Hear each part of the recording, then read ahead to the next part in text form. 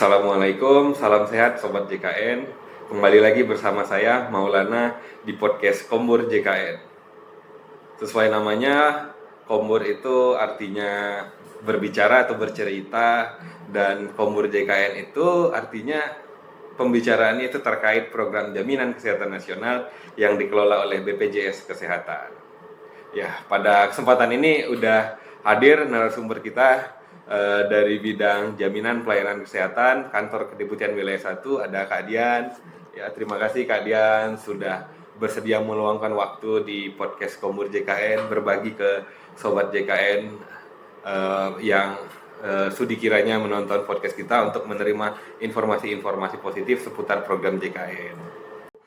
Bidang jaminan pelayanan kesehatan itu ngurusin apa aja kalau di BPJS? Kalau di BPJS Kesehatan, khususnya di kantor wilayah seluruh Indonesia, jadi ada bidang namanya jaminan pelayanan kesehatan. Nah, bidang jaminan pelayanan kesehatan ini biasanya mengurusi terkait tentang pelayanan di fasilitas kesehatan, terutama khususnya untuk di kantor cabang di wilayah kedeputian. Karena terkait jaminan, penjaminan, pelayanan, jadi kita sesuaikan dengan tema kita kali ini, itu terkait layanan jaminan kesehatan di masa libur Natal dan Tahun Baru 2026. Betul. Cocok ya, berarti udah benar lah ini narasumbernya di sini ada Betul. Kak Dian ya. Jadi kita tanya-tanya, tolong bantu jelasin Kak Dian ya. Boleh, semampunya. Jadi pertanyaan pertama nih untuk membuka Kak Dian.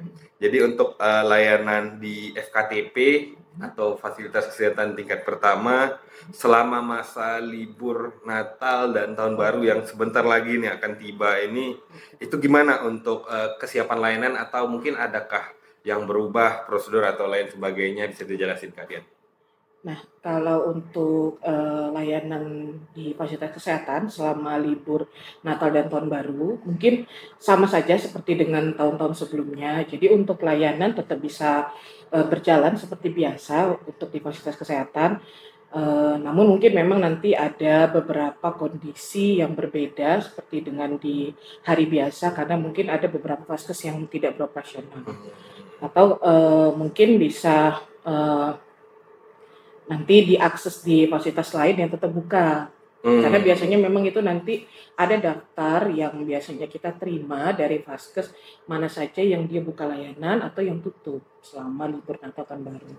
Nah, kalau untuk layanan BPJS Kesehatan di kantor mungkin nanti ada jadwal tersendiri ya, karena kan memang itu kondisinya sedang libur nasional, namun nanti mungkin biasanya kita akan memberitahukan kepada masyarakat, kepada juga peserta bahwa ada layanan khusus di libur Natal Tahun Baru. Itu kalau di FKTP atau puskesmas, Ya. klinik atau praktek dokter gitu Ya, kan yang ya. kerjasama dengan Kalau di BPJS rumah Kesehatan. sakit atau biasa disebut FKRTL juga ya, Nah, itu gimana tuh layanannya? kalau di rumah sakit biasanya sih tetap buka ya, terutama rumah sakit atau FKRTL yang 24 jam atau ada layanan rawat inap itu biasanya tetap buka. Mungkin nanti ada FKRTL yang dia hanya buka untuk rawat jalan, mungkin dia ada jam tertentu yang dia mungkin tutup operasionalnya. Jadi kita memang mengikuti jadwal dari vaskesnya. Karena memang ya teman-teman dari fasilitas kesehatan ya ada jadwal libur tersendiri ya, tapi Iya, ya betul. tentu teman-teman di fasilitas kesehatan udah optimal juga ya mengkondisikan agar pelayanan Tetap. kepada pasien atau peserta BPJS Betul. Kesehatan itu tetap dimaksimalkan, dikondisikan dan bisa dimanfaatkan oleh Betul. peserta JKN Betul. gitu kayak. Jadi kalau misalnya nih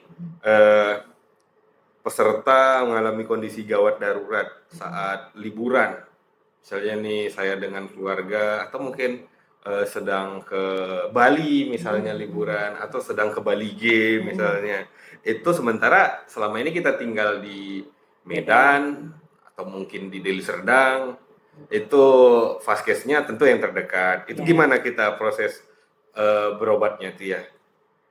Kalau misalnya kita kondisinya sedang berada di luar kota atau jauh dari vaskes tempat kita terdaftar, KTP tempat kita terdaftar. Nah, jika ada kondisi darurat, memang sesuai dengan aturannya, kita bisa mengakses layanan di IGD.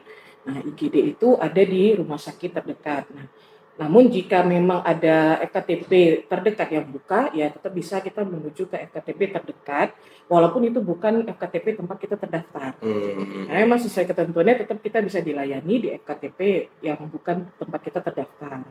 Tapi jika memang tidak ada, kita bisa langsung ke IGD rumah sakit. Berarti ketentuan berobat di FKTP yang bukan tempat kita terdaftar sebenarnya pada prinsipnya Tetap bisa dibolehkan ya, karena ya benar. ada prinsip portabilitas Iya, ya. betul. Jadi dibolehkan walaupun sebenarnya bukan di masa liburan Iya, benar. Natal tahun baru Betul, ini ya. betul sekali, betul. Nah, jadi pas kebetulan saja mungkin di masa liburan tentu kejadian seperti itu lebih sering. Iya, betul. Walaupun memang sebenarnya di luar kondisi liburan juga hal itu sebenarnya memungkinkan ya, Iya, kejadiannya. Jadi dia prinsip tetap sama di Terus- FKTP terdekat.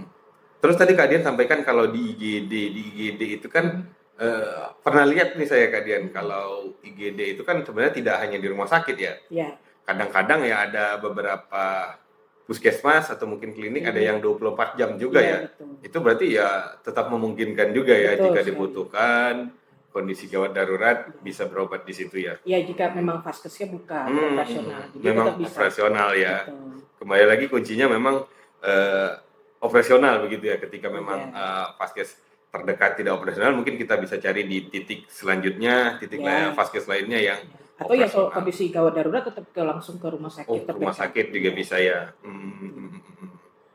Kalau untuk prosedur rujukannya gimana tuh Kak Dian? Kalau biasanya tuh kan ada yang bilang kalau berobat tuh harus ada rujukan, utamanya yang saya tahu kan untuk penyakit-penyakit yang tidak emergensi itu kan sebenarnya harus berjenjang. Itu prosedurnya gimana Kak Dian?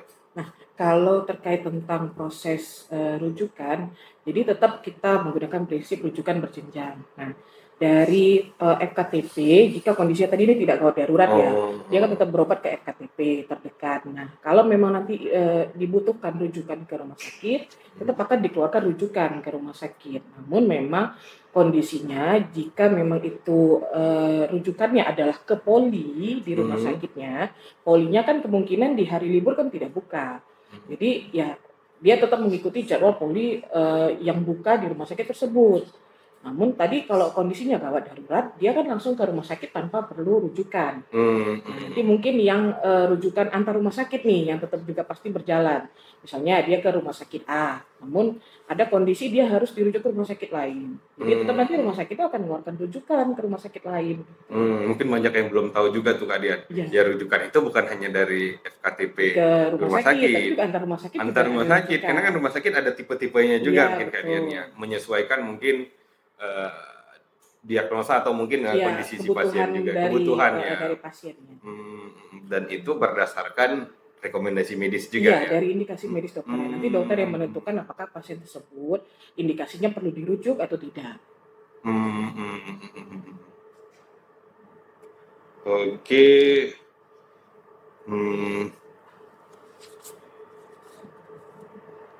Jadi kalau tadi kan kalau liburannya di wilayah luar provinsi tadi Kak Dian, misalnya kita orang Sumut liburannya ke Bali gitu, bisa menggunakan BPJS Kesehatan. Tentu ini prinsipnya juga sebaliknya Kak Dian ya, kalau dari orang luar berobat di wilayah kita di Provinsi Sumut, kebetulan wilayah kita Sumut dan Aceh juga tetap berlaku yang sama Kak ya.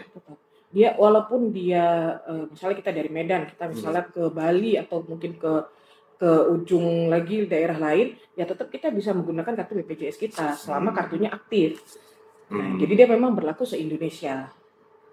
Gitu. Ada butuh tambahan misalnya surat keterangan atau hal-hal lainnya gitu? Tidak, kita cukup menunjukkan nomor identitas kita BPJS Kesehatan atau nomor KTP. Jadi tidak ada memang surat pengantar karena dia keluar wilayah. Namun mungkin ada kondisi tertentu yang mengharuskan permintaan kronologis dari peserta jika memang nanti ada kebutuhan dari layanannya. Mungkin itu aja.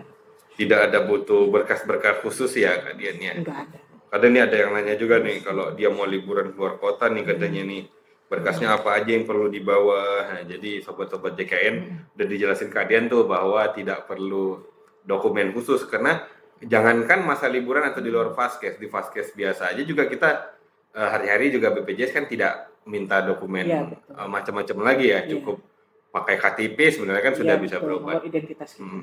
Jadi kalau lagi di luar wilayah domisili atau berobat di Vaskes lain juga sama ya, Betul. cukup tunjukin KTP aja ya. Betul. Hmm. Jadi ya tidak ada beda sebenarnya untuk saat libur Natal atau juga di hari biasa. Hmm.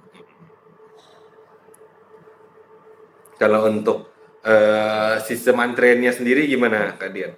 Mungkin kan kawan-kawan nih ada yang udah pernah pakai namanya antrean online di Iya, aplikasi betul. mobile JKN. Selama libur ini apakah mungkin ada yang beda? Mungkin mesin antriannya mati atau gimana gitu? Kalau sistem antrian kan kita sudah online ya menggunakan aplikasi mobil JKN. Jadi sebenarnya tidak ada perbedaan pada saat libur atau tidak. Namun memang ya antrian itu kan mengikuti jadwal operasional dari Vaskesnya.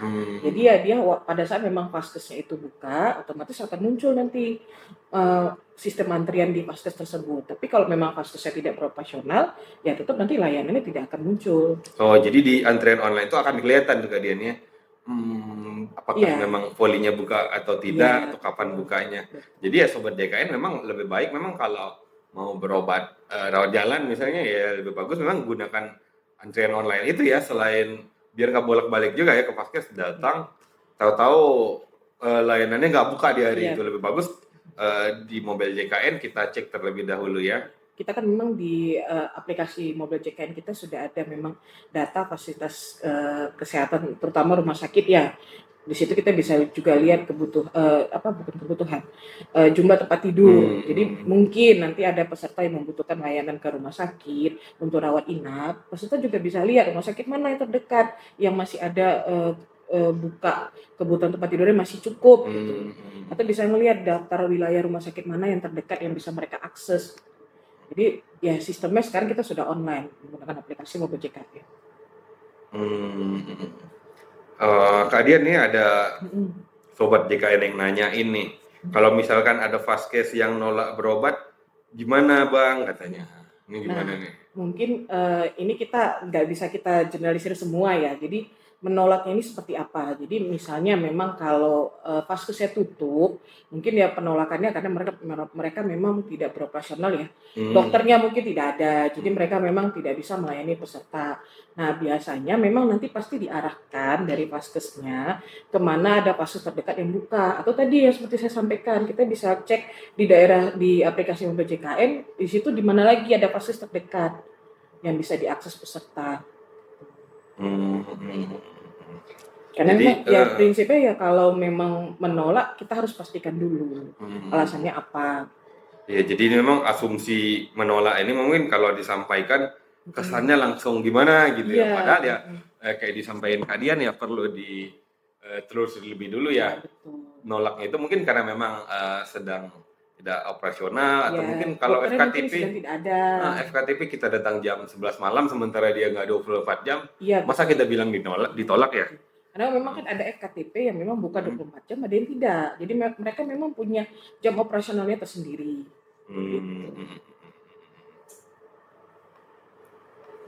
Terkadian ya.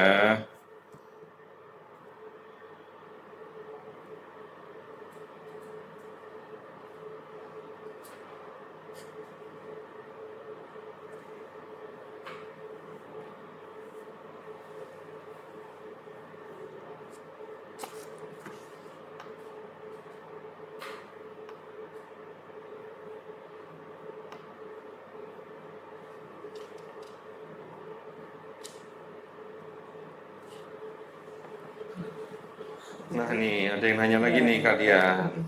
Ada Pak Rahman nih yang nanyain terkait jam operasional libur Natal dan Tahun Baru sampai jam berapa jam pelayanan. Nah ini mungkin Sobat JKN pertanyaannya mungkin terkait layanan di rumah sakit, di Vaskes atau bahkan di kantor BPJS maksudnya. Kalau di rumah sakit tadi disampaikan ya, kalau untuk poli mungkin ada jadwal tersendiri selama masa libur. Iya, Dan ada yang tutup mungkin. ada yang tutup, ada kalau IGD juga kan tentu dia 24 jam. Betul. Tapi kalau mungkin Sobat JKN ini nanyanya terkait kantor BPJS Kesehatan, ya kita sampaikan bahwa memang selama ini kalau untuk BPJS memang ada petugas piket yang bertugas untuk layanan administrasi. Betul. Tapi ya Sobat JKN mungkin kalau yang sedang liburan atau sedang ada urusan mengisi liburannya, tidak harus datang ke kantor cabang. Karena kan layanan itu sekarang sudah mengikuti perkembangan zaman ya, jadi bisa mudah lewat WhatsApp. Ada layanan Pandawa dari BPJS Kesehatan, ada juga aplikasi mobile JKN, ada juga call center. Jadi banyak pilihan yang lebih mudah ya bagi Sobat JKN tanpa harus mengikuti jam operasional BPJS Kesehatan. Itu ya.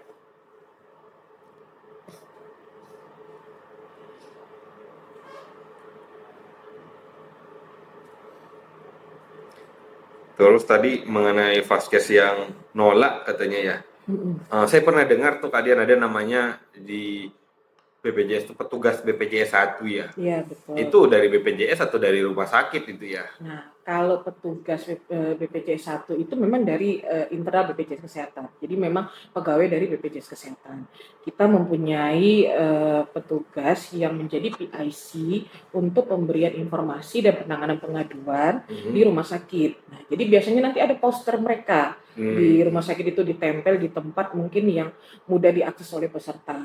Di situ bagian ada administrasi biasanya itu ya. Di IGD, di bagian pendaftaran. Nah, di situ nanti ada foto PIC dari rumah sakit dan juga dari BPJS Kesehatan. Ada nomor HP-nya juga.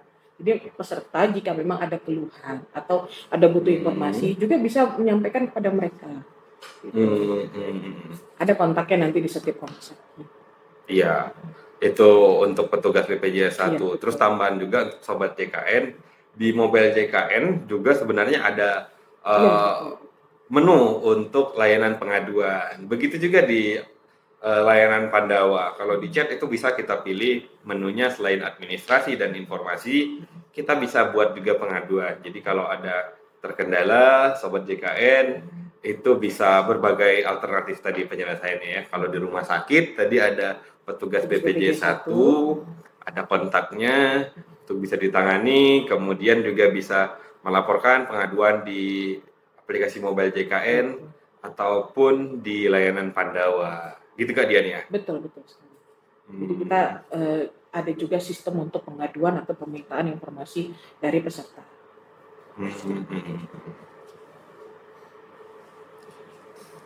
Berarti kontaknya itu kita bisa lihat di rumah sakit itu bisa ditelepon ataupun di WhatsApp juga ya? Iya, bisa. Terus kalau ada pembayaran gitu, misalnya Kak, ada pembayaran denda administrasi atau mungkin iuran, denda deh mungkin kan, denda kan yang dibayar denda pelayanan. Iya, denda pelayanan ketika kita berobat tuh kan, ternyata diinformasikan ada denda, kita bayar iurannya, kemudian dendanya. Itu di rumah sakit nanti ada yang nangani tuh Kak? Atau kita harus ke siapa tuh? Ada, karena kan memang biasanya pada saat kita ada pasien masuk ke rumah sakit, nanti kan ada keluarga pasien yang mengurus untuk administrasinya. Jadi nanti memang ada PIC rumah sakit yang khusus nanti memberitahukan jika memang kondisinya peserta itu terkena denda pelayanan. Nah, nanti mereka akan menjelaskan bagaimana nanti proses pembayarannya, berapa jumlah yang harus dibayar, gitu. Nah, jika nanti memang lebih membutuhkan lagi informasi, tadi bisa mengakses kontak dari BPJS 1 kita. Tapi ya kalau dia denda sudah dipenuhi atau diinformasikan petugas rumah sakit misalnya, kemudian dibayar, harusnya tidak ada kendala lagi ya. Untuk pelayanannya tetap berjalan sebagaimana harusnya ya. Jadi untuk alur-alur berobat sebenarnya berbagai kondisi, dia denda atau enggak denda, emergensi atau enggak, sebenarnya sudah ada alurnya masing-masing ya, yang bisa kita sesuaikan gitu ya untuk dijalani gitu. Tentunya ya Sobat JKN mungkin misalnya tidak emergensi namun ingin menjalani prosedur emergensi, tentu itu kan ya tidak sesuai prosedur, tentu tidak bisa ya Kak Dian ya. Jadi memang ya tetap layanannya itu kalau memang dia non emergensi bisa langsung datang ke FKTP terdekat yang memang buka pada saat libur Natal Tahun Baru. Nah, Jika yang buka itu bukan FKTP yang tempat kita terdaftar, tetap bisa dilayani. Kita tetap bisa mengakses FKTP tersebut. Nah, jika emergensi, baru kita bisa ke rumah sakit terdekat yang memang buka. Ya prosedurnya seperti itu yang harus Iya, dijalani. Dan ya sama juga kayak prosedurnya kayak kita menunggak iuran tidak aktif, tapi kita mau langsung dilayani tanpa membayar iuran dan denda. Tentu kan itu ya tidak sesuai prosedur. Betul. Jadi sudah ada prosedur-prosedur yang sebenarnya bisa dijalani yang teman-teman sobat DKN harus jalani atau disesuaikan dengan kondisi masing-masing Betul. gitu ya. Hmm, hmm, hmm, hmm, hmm.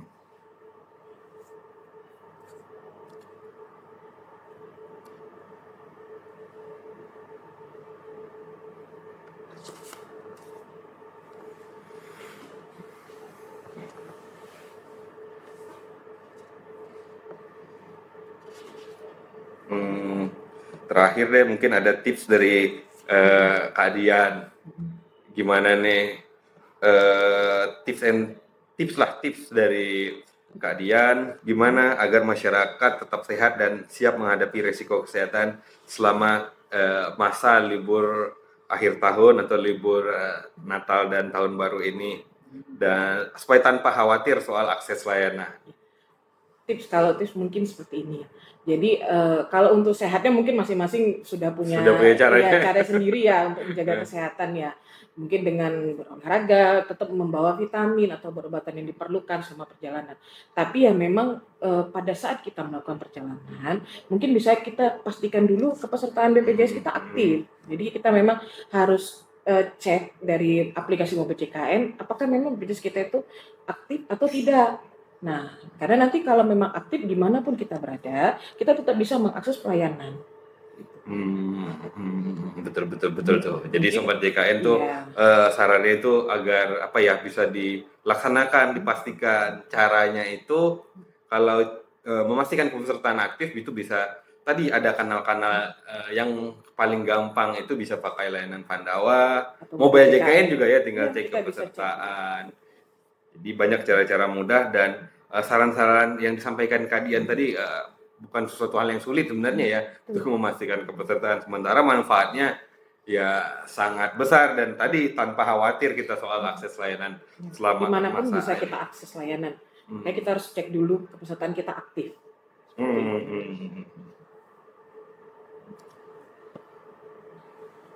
Oke. Kalau telat bayar iuran pas libur, ada yang nanya nih Kak Dian nih. Saya jawab lah kali ya, kalau terkait iuran, iuran tetap harus dibayar paling lama tanggal 10.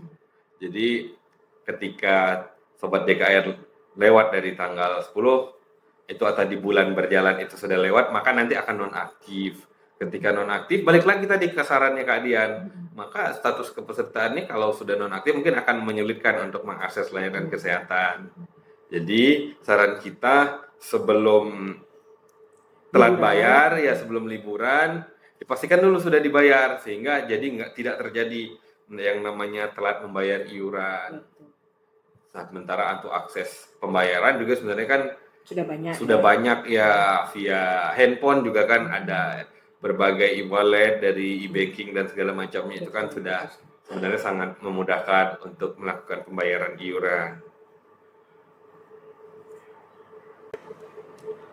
Oke, mungkin itu dulu Kak Dian ya. Terima kasih atas kesediaannya untuk bersama kita di sini berbagi ke Sobat DKN. Semoga membantu, semoga bermanfaat nanti info-infonya. Sehat dan sukses terus Kak Dian dan Sobat DKN. Bye-bye.